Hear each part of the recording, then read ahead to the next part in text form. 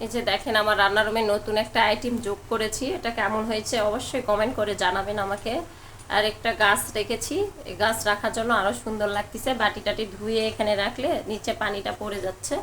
আর এই যে সূর্যমুখী ফুল বা হাওয়া আসলেই দুলতিছে। আর এখানে এই গাছটা তো সবসময় থাকে, অনেক হেলদি হয়েছে তাই না? রান্না করতে করতে রান্নার রুমটা দেখিয়ে নিচ্ছি। ভালো লাগলে অবশ্যই কমেন্ট করে দিবেন, কমেন্ট করবেন আর হচ্ছে সাবস্ক্রাইবটা করে দিবেন। এই যে আমার রান্নার রুমটা, এই যে এগুলো কালকে রাতে নতুন নিয়ে আসছি, এনে লাগাইছি। আগে যেগুলো ছিল সেগুলো খুলে ফেলছি, এগুলো অনেক ওয়েট নিতে পারে, আমি তো অনেক ওয়েট এই যে ঝুলাই রাখছি। আর এই ছোট একটা র্যাক আমার অনেক কাজে দেয়। এখানে থেকে বাসন ধুয়ে এখানে রেখে দিলে সব পানি এই সাইড দিয়ে চলে যায়, পরে বড়টাতে ট্রান্সফার করি। আজকে রান্না বান্না এই যে ডাল রান্না করে নিয়েছি, আর এই যে কই মাছ ভুনা করে নিব, কই মাছটা সুন্দর করে ধুয়ে নিব। আর এই কই শাক ভাজি করে নিচ্ছি। আর আমি এই যেগুলো মশলার এগুলো রান্না করার পরে এগুলো সুন্দর করে ঢেকে রেখে দিই, এগুলো আমার মশলা আইটেম।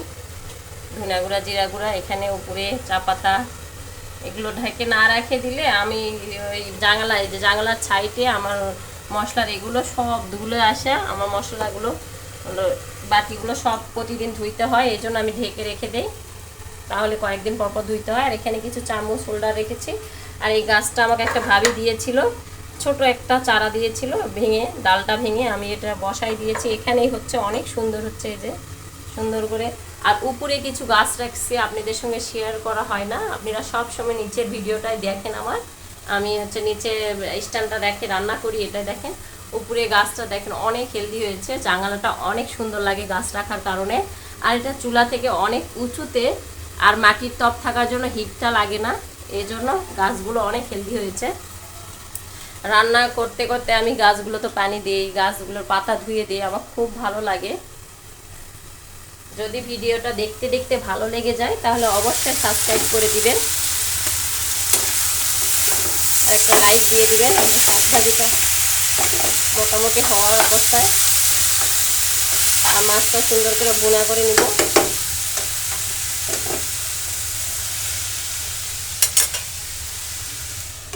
চলেন পুরা রান্নার রুম কী কী ঝুলাইছি একটু দেখিয়ে নিই।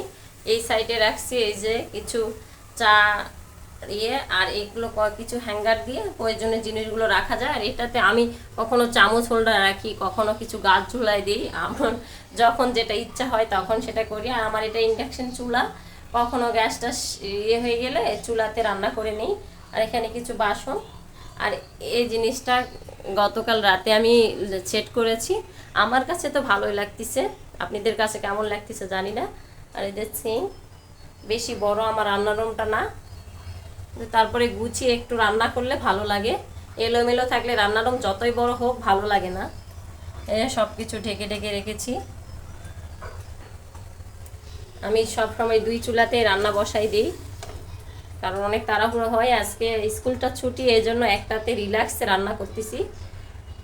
স্কুল ছুটি না হইলে 4 থেকে 5 বার আমার যাইতে হয়, তখন এই যে রান্না করতে করতে গাছগুলো ধরতে অনেক ভালো লাগে। সেই হেলদি গাছগুলো, মানি প্লান্টের গাছ যেখানে দিই সেখানেই ভালো লাগে। ভিডিওটা যদি ভালো লেগে যায় প্লিজ সাবস্ক্রাইব করে দিবেন। আচ্ছা, আল্লাহ হাফেজ, সবাই ভালো থাকবেন।